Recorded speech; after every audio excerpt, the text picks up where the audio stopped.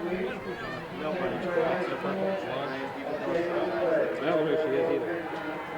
Who are you saying?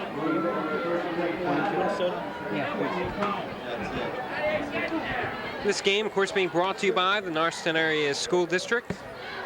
As usual, we will be along with you for all the Norristown home games. Once again, running down their schedule. Norristown on the road after this contest. However, they return home on October 5th against Truman, and October 12th they take on Council Rock. And then they finish off their season with 3 consecutive home games, the 2nd, the 9th, and the 22nd. I think the Eagles might go with the pass to the slot right this time. Pray tell, how did you discover such fascinating information? I'm not at liberty to divulge my sources. That may not be the call. I don't know. Could it have something to do with that Tom Pierantozzi, the assistant coach in the booth? You were right next to him just a moment ago. That could have been it, but I'm not going to say. Of course, that wasn't the play since they handed off to Jacques Frechette, and he is crushed in the backfield. I don't think they took Tom's advice. Jacques was handed the ball the same time Bert Grossman decided to wrap him up. And he gave it right back to the Patriots. He said, here.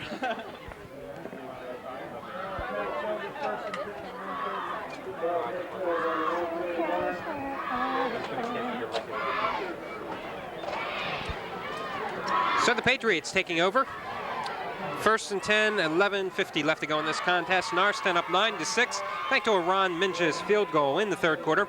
Norristown getting their initial score in the 1st quarter. John Delabuno touchdown pass to Billy Evans on a fake field goal attempt. The Patriots in the 2nd quarter. Chris Dransfield going in from about 3 yards out, putting the Patriots on the board. Their extra point attempt failed.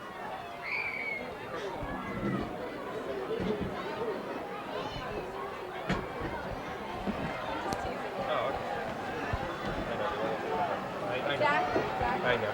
There's too much. Corrigan looking, has his man open. That is number 34. No, it's 24. It's 24, Scott Kingsbury. I think that's his first complete pass of the night. I think you're right.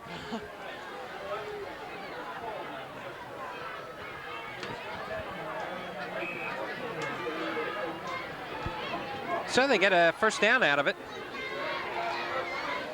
Ball on the 44-yard line of the Patriots. Corrigan at the helm. Give up the middle that time to number 32, Chris Dransfield. He has a little running room.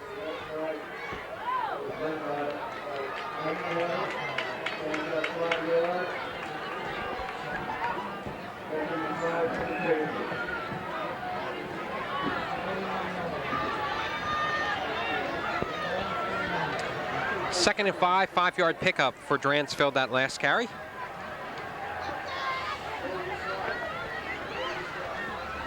Give up the middle again, not too much running room. Norristown defense stacks them up. Leading the tackle, number 78, Bill Angelucci, along with Theron Ellis in there, number 77.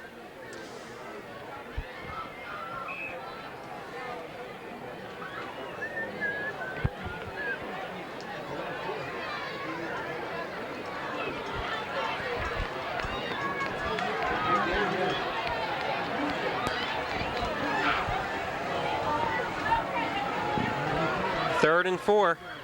They keep it on the ground. They give it to Dransfield. He runs over that left side. He's been successful in the first half. Let's see. Nope, got a punt. 4th down. Do they punt, though? 9 minutes left, yeah, got a punt. That's no gimme, 3 yards. And once again, they take Jeff Brandon's advice. I see Norristown basketball coach John Cresswell here at the game tonight.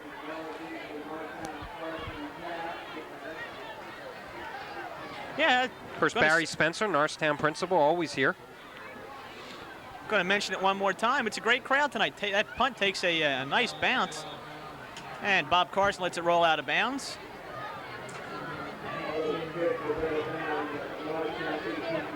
Nine minutes to go. And I don't think I've ever been at a more speedily played football game. This is fantastic. 1 penalty entire game, illegal procedure against the Patriots. Well, no, 2 penalties. We had that penalty on the kick.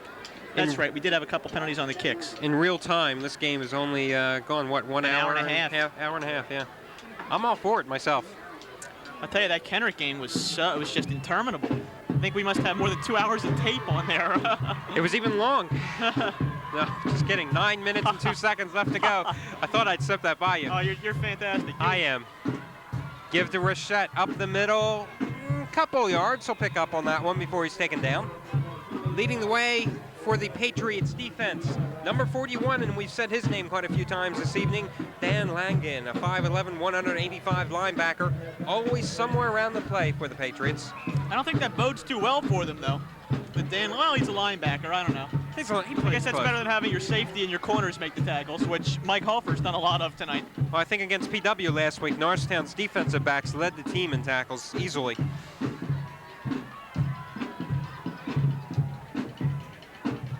Norristown band in the background. Casano looking for Evans. He's got it. Takes touchdown. it. He is going. That's a touchdown. I don't think anyone's going to get him. Touchdown.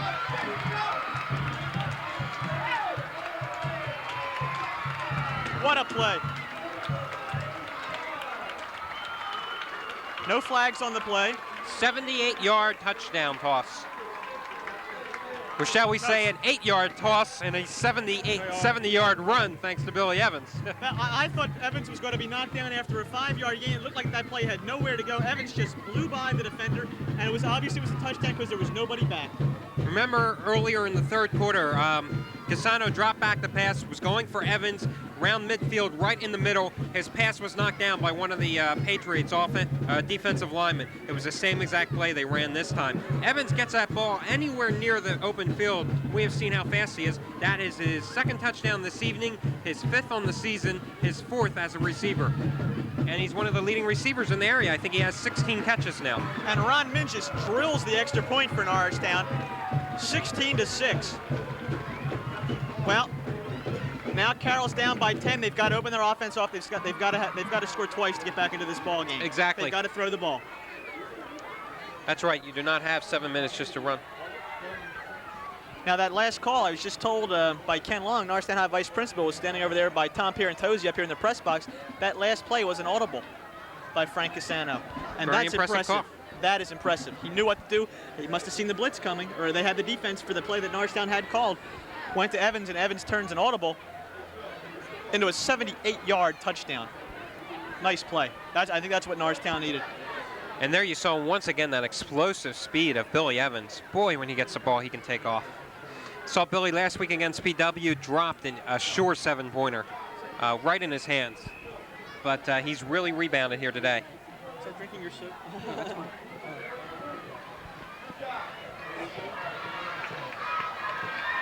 Carroll has some running room. Then they're stacked up at around the 27-yard line. And that was McFillin that time on the reception. So we've got 8:05 to play in the ball game. We've got a player down on the field for Norristown, somebody in a lot of pain. Coach Rich Everett's down onto the field to see what he can do.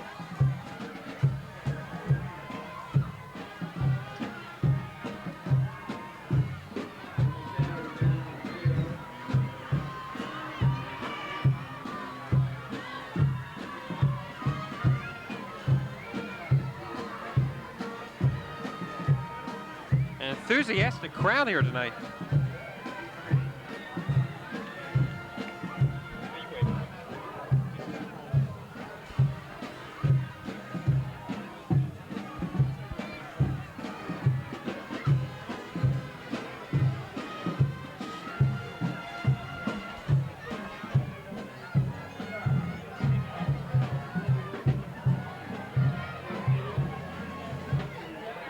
Looks like that was Mike Taylor who was hurt on that play.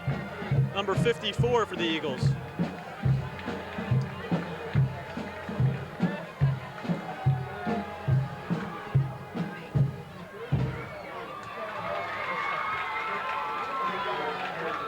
It's good to see some enthusiasm from the Norristown High fans. So Carroll will take over now. The clock is running. We're just under 8 minutes.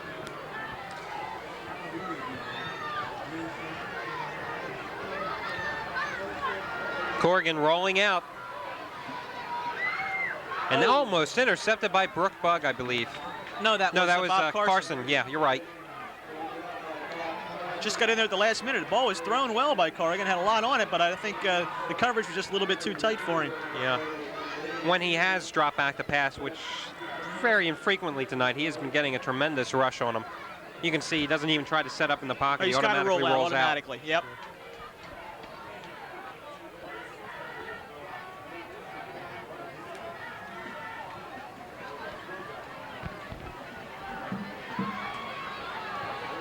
Corrigan once again trying to go over the middle. That time he just rifled it a little too hard. Tenant receiver was the tight end Joe Barrel, number 80.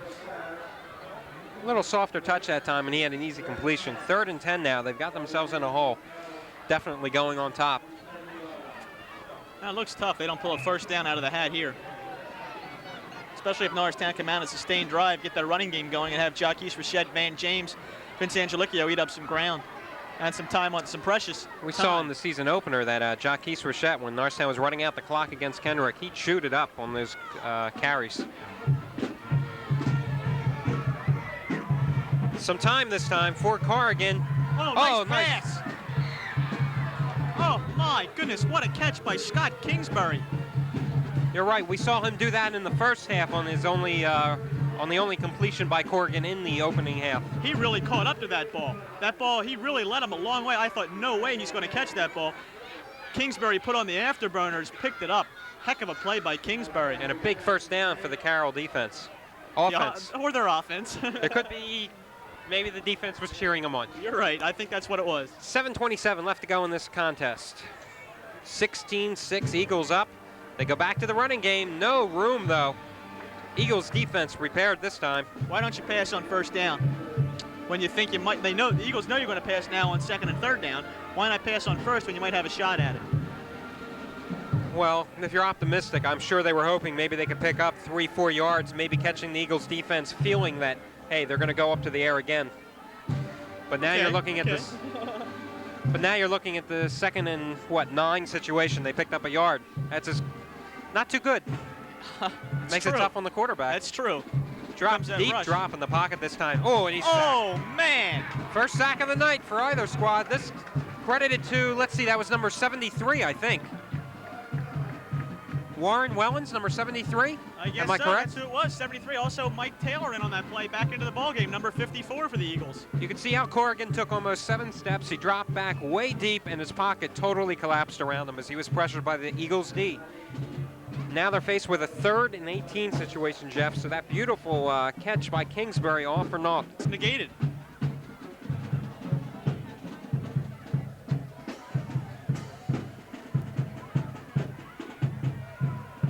Corrigan coming over to the near side. Oh, nice pass. And he's got Mike Joyce. And a good tackle there by number 6, Dwayne Sanders, preventing a touchdown there as Mike Joyce came out of the backfield and hauled that one in. Where was this passing attack in the first half and the 3rd quarter? I mean, this guy's got, those were 2 fantastic passes and great catches. If he has time. That was very impressive. I was talking to one of the writers that covers Archbishop Carroll. Against Upper Marion, Corrigan was sacked 7 times. He said he has a good arm. He throws a tight spiral. The only thing, he has no pass protection, as we have seen. Oh, that was a heck of a pass. I mean, he's pulling this game out of his hat if it happens. Corrigan rolling out once again, gets a good block from his fullback. I think that might be a trap. No catch. No catch. He threw it behind the intended receiver, Scott Kingsbury. But once again, he had that pressure. They took Mike Joyce that time from the slot back position, had him roll with Corrigan to try and provide added protection, but it was to no avail. Norristown's defense is really, really tough on this pass rush because they know what he's going to do, I guess.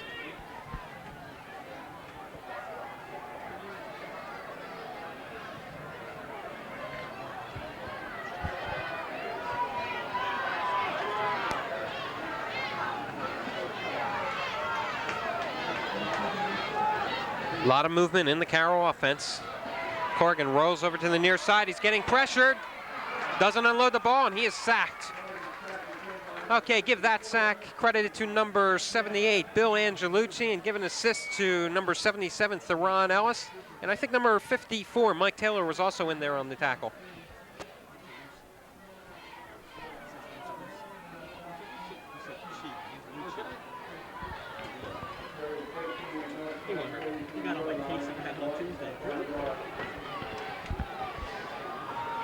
I think an important thing. We are now under 5 minutes left to play in this ball game. They've got to put the ball into the end zone now. They've got to get a first down now. Corrigan rolling out this time to the left side. Well, he had the time this time, but the secondary coverage for Norristown was fantastic. He had nowhere to go with the ball. You know why? Because he only had 2 men, 2 possible receivers, because he kept everybody else in the block. Oh, great. So he had plenty of time, but there's nobody there to throw to. Yeah. Double-edged sword there. Catch 22 even. Anything else you'd like to add? No, I think those are all my cliches. Okay. Now the Eagles defense rising to the occasion. Warren Wellens with that first sack. Bill Angelucci with the sack that last time, 2 plays ago.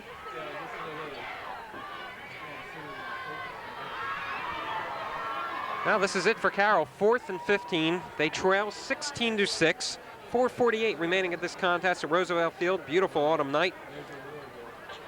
Summer night, I guess, actually. We haven't officially hit autumn until tomorrow. This is the last day of summer. You're absolutely right.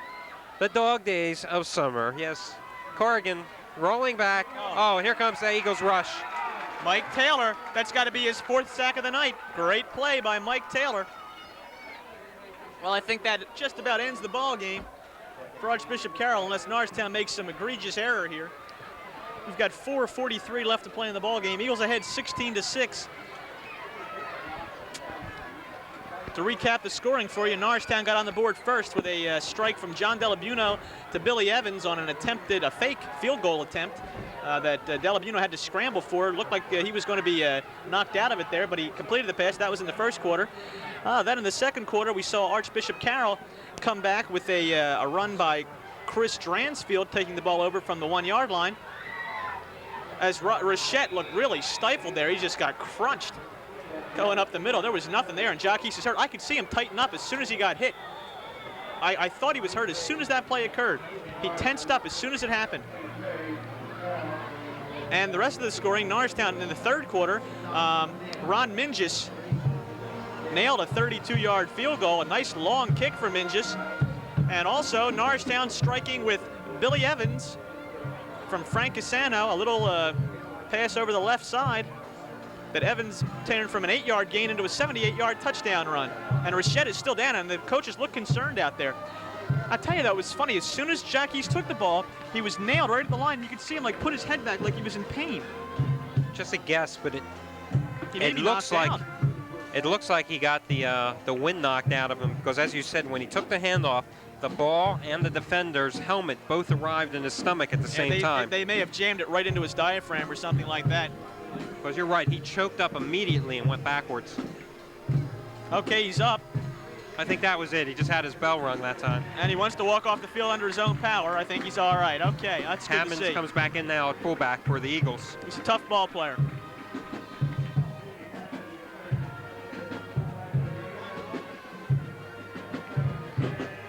Second and 10, 4:11, and the clock is running here at Roosevelt Field. Van James coming into the backfield. Angelicio leaving.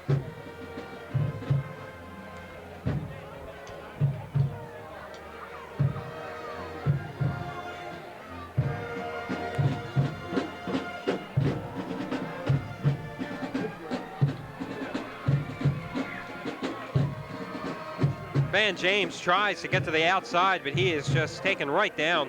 Leading the way for Archbishop Carroll, number 74, Matt Brown, giving assist to Pete Jones and also Dan Langan.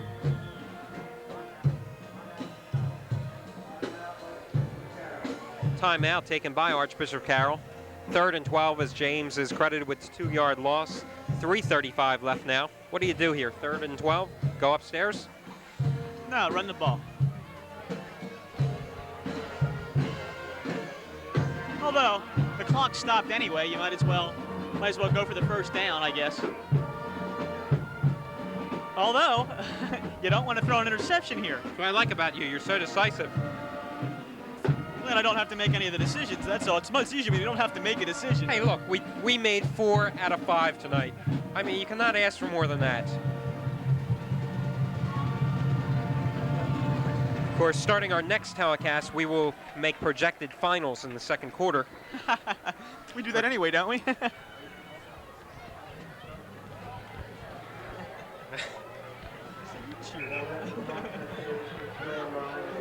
are a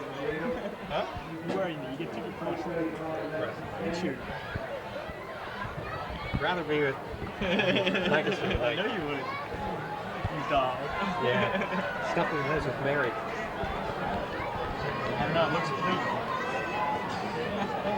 You know, your dad was my principal when I was in 4th grade at Roosevelt. That's when he had black hair.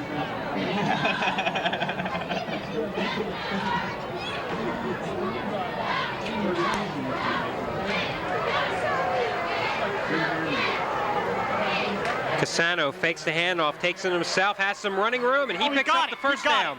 What a play. I'll tell you, that's a nice play. You don't give him the straight run where you forfeit. You're automatically saying, I don't want the first down. You give it to Frank, where if he sees somebody wide open, he can pass it to them. And then he uses his running ability. Nice hole set up by the offensive line, and gets him a first down. And now, you know, Archbishop Carroll's in a heck of a hole with 3:26 left to play, and Eagles with 1st and 10. And what made that play so successful was Jim Hammond, the first back through, went to the left side. Cassano faked the handoff to James, who also went left, and then he went right. I don't think you're going to see the ball in the air the rest of this ball game. They pitch this time to James, tries to get around the left end. He picks up a couple of yards. Taken down by number, let's see, who was that? Number 54, Jim Bishop in there for the Carroll defense. And once again, we'd like to mention the offensive line in Norristown doing a nice job tonight. Number 74, Terry Kennedy. Number 86, at tight end, Brian Murphy. Number 58, Vance Fisher. Number 50, Joe Glisson, the center. And who else? Number 78, Bill Angelucci. Bill, another one of Norristown's two-way starters. And number 60, we don't want to forget number 60. That's Mike Palladino.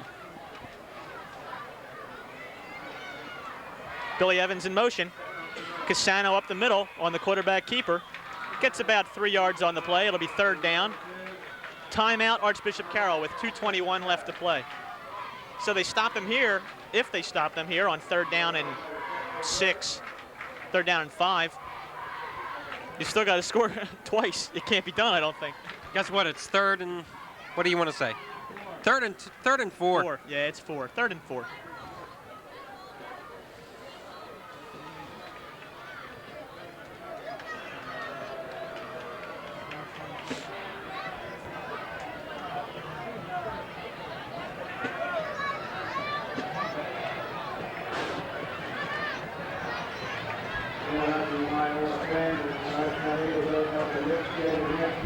They always have those things, don't they? Yeah. Forever and ever. They open them up for Thanksgiving. Oh, yeah, that's for sure. I wonder why they don't have them there for Thanksgiving. They could use them. Oh, I was talking to Tony today. We're going to do a delayed broadcast because nobody is doing the game live. No radio, no nothing. What he wants to do is if we can hook up with some radio station, have them take our audio feed live, but he can't figure out how to do it. Local stations, WNAR doesn't do it. They're all religious programming, and they're not going to carry the game. And he was trying to get somebody to take our live feed, but I think we're just going to show it like at 2 o'clock in the afternoon. Like announce, you know, go home and have your dinner and watch the game again. That microphone drop courtesy of Jeff Brandon. Cassano getting rushed. Finds Billy Evans, who is open. He holds on to the ball as he is nailed there by number 41, Dan Langan. Nice play by Cassano, being rushed and flushed out of the pocket. Found Evans open, and Billy Evans, what more can you say? I can't believe they put it in the air. That's impressive. And now they're really done for. Sorry about dropping that mic, but I blame you, Alan. You had your foot on my cord. I mean, you've got it. There it is again. You've done it again. We're just trying to keep you in the booth here, Jeff.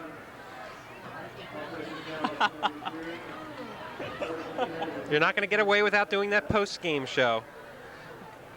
As they turn the lights out on us. Yeah. A brief post-game show at that. Yes, we're going to make it a very brief post-game show. I've been impressed with our brevity tonight. We haven't been long-winded, verbose, any of that stuff. Not really, anyway. You mean we haven't been talking a lot? We haven't been talking too much. Okay. Yeah, I'm sorry. No, I didn't. Look, when you put it in terms, I understand. I didn't want to intimidate you with my vocabulary. I mean, I went to Temple. I have problems understanding these big words. I understand, but you chose Temple, and that's what counts. Bill Cosby told me to go there. Well, I heard Tony Koya You know, I heard Tony Koya, Bill Cosby, and Darrell Hall were like the big three at Temple back in the 60s, early 70s. That is true. And, you know, Bill and Darrell didn't make a move without Tony Koya's advice. And you can see what that advice has done for them today. Yeah, Unfortunately, he didn't follow his own. Van James off left side that time. We may not make it to basketball season. Our option could be canceled. I think Tony's going to cancel that contract negotiation we just had. It's pretty lucrative. We've got exactly 2 minutes left to play here. In all seriousness, folks, Tony Koya, of course, the head man, Norristown director. Communications. The Big Mahoff, His Supreme Highness, as he likes to be called. He just has this bow now in front of his presence. I don't think that throne in his office is ostentatious at all. It doesn't bother me. Could you repeat that word for the benefit of our viewing audience? Ostentatious. Thank you. Thank you. Just in case they didn't catch it the first or third time. Yes. Okay. Yeah, you're right. He gave up wearing the crown the whole bit a few years ago. No more crown. I mean, he's not like that anymore. And you don't have to kneel anymore when you enter the room. I think that's great.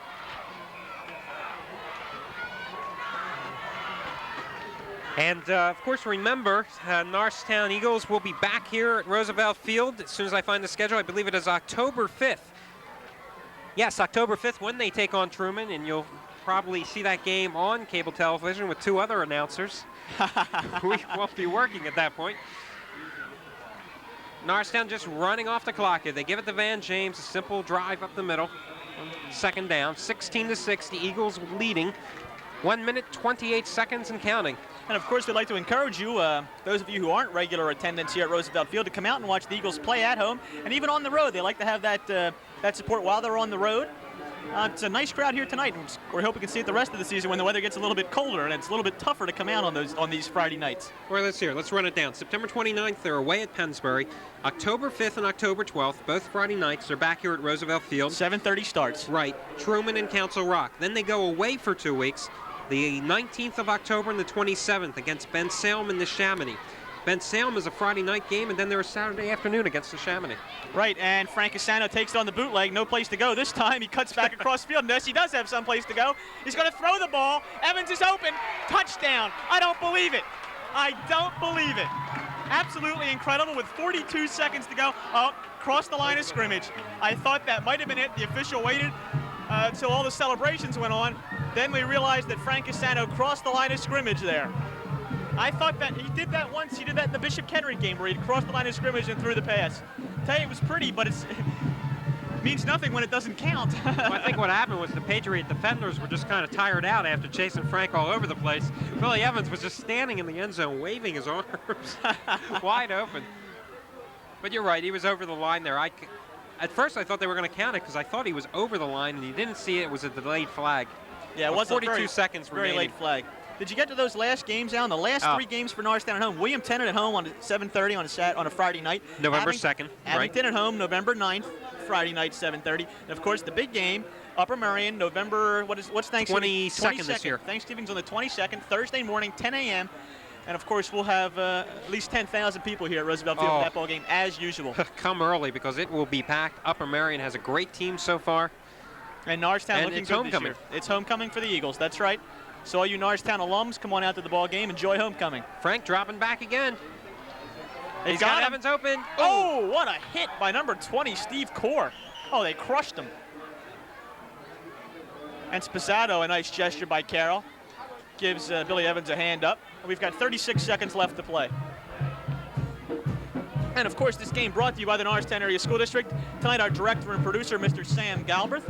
Running camera for us, Sherry Sandler and Sari Heitner. And Ben Waters Jr., back an alumni, past cameraman for us. Ben and I graduated in the same class at Norristown High. It's good to have him back and his expertise running camera tonight. You mean they let 2 people from that class back in here tonight, huh? It's impressive. Incredible. I don't think there's anybody left from your class. I don't know. No, 1964? No, kidding.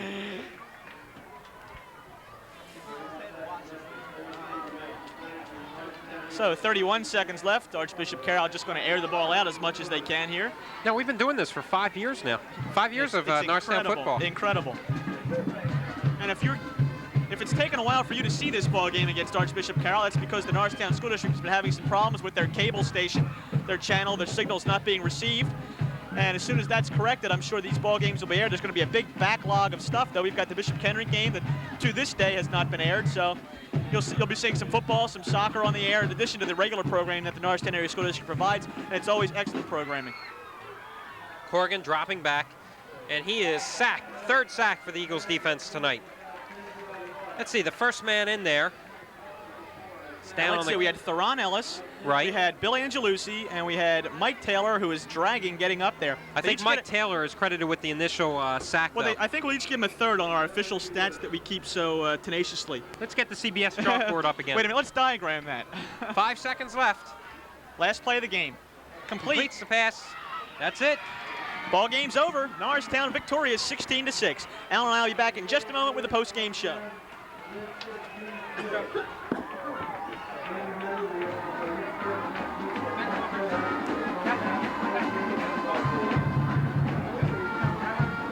Alan Riley, final score, Al, 16-6.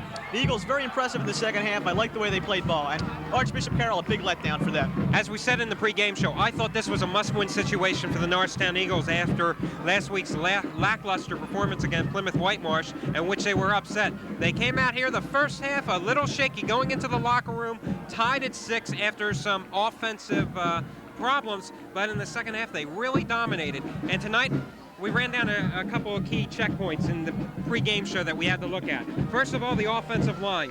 It afforded Frank Asano plenty of time, and it played as a unit as it did not last week. Definitely. And secondly, the penalties. There were none. No penalties. There were 1 or 2, but minor penalties, minor infractions. But last week we saw constantly Norristown getting penalized. Personal fouls. They must have had 4 personal fouls last Exactly. week. And you can't just roll off those 15 yards backwards all the time. Yeah. Not just because of the yardage, but it negates what possibly could have been a big play. And I think the final thing that we have to look at is the defensive line play of the Eagles tonight. They had some problems stopping the run, especially the right side of the defensive line. However, when it mattered, they came through. And they got a good pass rush. That was a nice defensive performance in the second half, especially that pass rush. I wanted to touch on that. Mike Taylor played a fantastic game from his nose guard position, I believe it is, blasting through there on defense a lot. Corrigan, even though we saw he had a good arm, had no chance to throw the ball. Exactly. Mike Taylor give him a couple sacks. Bill Angelucci also had a sack there for Norristown, and Theron Ellis was also in on one. Definitely. As far as the scoring drives tonight, Norristown got on the board in kind of an unusual way. Yeah, they had in the first quarter, they drove down, were stopped by Archbishop Carroll's defense. They took a faked field goal attempt. Ron Minch is, of course, the field goal kicker, but John Delabino, the backup quarterback, is the holder for those plays. John picked the ball up, rolled out to his left, stumbled, was under heavy pressure, eluded the tackle, tossed it in, found Billy Evans in the end zone for their first 6 points. John must have went back about 20, 25 yards, getting pressured by the Patriots defense before he finally eluded them and tossed that touchdown. That was their first score. Then the Patriots came back in the second quarter with their own score. Right, that's when Norristown's defensive line had some problems. Chris Dransfield was very good on that drive. Matter of fact, he carried the ball the last 3 times, covering 16 yards, getting into the end zone. No problem. That tied the game up at 6. Then came the controversial series. Norristown came right back. Van James, a big 35, 40-yard pickup on the ground, his best run of the season. They got down to the 1-yard line. They could not punch it in on 4 opportunities. First and 1 from the 1-yard line. Archbishop Carroll stymies them at the 1-yard line. You got to think that the momentum is with Carroll going into the locker room, but Norristown negated that in the second half. They came out, drove down immediately. Ron Min just nailed a 32-yard field goal. I am very impressed with that young man's leg. He can kick the ball. Drilled that, put them up 9-6. Then they strike back in the fourth quarter and cement the victory with a pass play that Billy Evans made possible. Right, 78-yarder to Billy Evans, who, as we said, has 5 touchdowns this season, 4 through the air via Frank Casano's arm, and 3 from Frank Casano and 1 from John Delabuno this evening. And he also scored 1 picking up a fumble in the first game against Kenrick. And Billy Evans has really impressed me, and I hate to keep harping on the fact, but the guy has got explosive speed. When he gets that ball, he's got that first step quickness, which any coach would love to see because he takes off, and he's got good hands, and he is not afraid to go over the middle, and he doesn't hear the footsteps. Okay, a tough loss for Archbishop Carroll, but a big win for Norristown. They complete their pre-league season 2-1. They start next week's league competition on a big note, and I think they've got a definite chance to win the Suburban One League National Division. Oh, I think it's definitely up for grabs. William Tennant is not as strong. Abington lost a lot to Graduation. I think you're going to see Neshaminy and Pennsbury be the two tough teams for Norristown to beat. Okay, we'll be here for the rest of this ball season. Of course, we'd like to thank the Norristown Area School District, Sam Galbraith for his direction and production tonight, Sherry Sandler, Sari Heitner again, Ben Wooders Jr. for the camera work, Tony Koya in his absence we'd like to thank. All right, we'll see you next time. For Alan Riley, I'm Jeff Brandon. Thank you for being with us.